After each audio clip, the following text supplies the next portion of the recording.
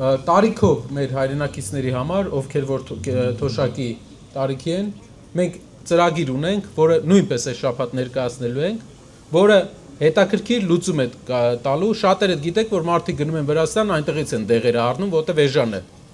Վրաստանի համակարգը մենք ներդնելու ենք այստեղ, համարյա 20-30% դեղեր կա 2 անգամ էժան են։ Մեր համար, մեր տարիքային մարդկանց համար դա կարևոր չէ, բայց ինչ որ տարիքից հետո, թոշակի տարիքի մարդկանց համար դա շատ կարևոր է։ Դեղերի գները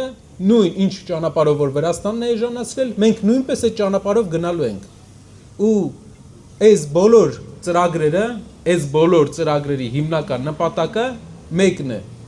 Հայաստանում պետք է ստեղծվեն շատ լավ արձատրվող աշխատատեղեր։ Հայաստանում պետք է երկրի ղեկավարը գիշեր-ցերեկ մտածի աշխատատեղեր ստեղծելու մասին, որպեսզի աշխատատեղերը շատ լինեն, մարդը ինքը ընտրի, ուր է գնում, ինչ աշխատավարձով է գնում, որ երիտասարդները հնարավորություն ունենան, ով ուզում է ձեռներեցությամբ զբաղվի, ով ուզում է աշխատանքի անցնի ինչ-որ տեղ։ Սա է ճանապարհը։ Նորմալ երկիր ունենալու համար մենք շատ բան չենք ուզում։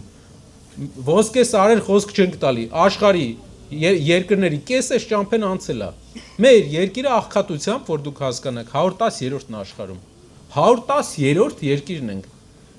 Աղքատ երկիր է փաստորեն, բայց ժողովրդին մենք որ նայում ենք, մենք տեսնում ենք, որ այս ժողովուրդը աղքատ ժողովրդի պոտենցիալ չունի, ինքը հաստատ հաջողության հասնող ժողովուրդ է, ուղղակի լավ կառավարող է պետք։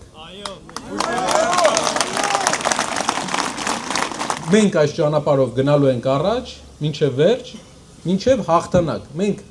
մարդկանց, երբ որ մենք քննադատում ենք մարդկանց, քննադատում ենք իրենց թերությունները, որպեսզի հաջորդ ղեկավարությունը թերությունները չանի նույն։ Մենք չենք ուզում իրենց հիշենք ամեն անգամ, որովհետև ոչ մեզ է հաճելի, ոչ մեկին էլ ինձ թվում է հաճելի չի։ Ուղղակի ներկայացնում ենք իր թերությունները, որ հաջորդ ղեկավարությունը ուշադիր լինի ու չկրկնի այդ։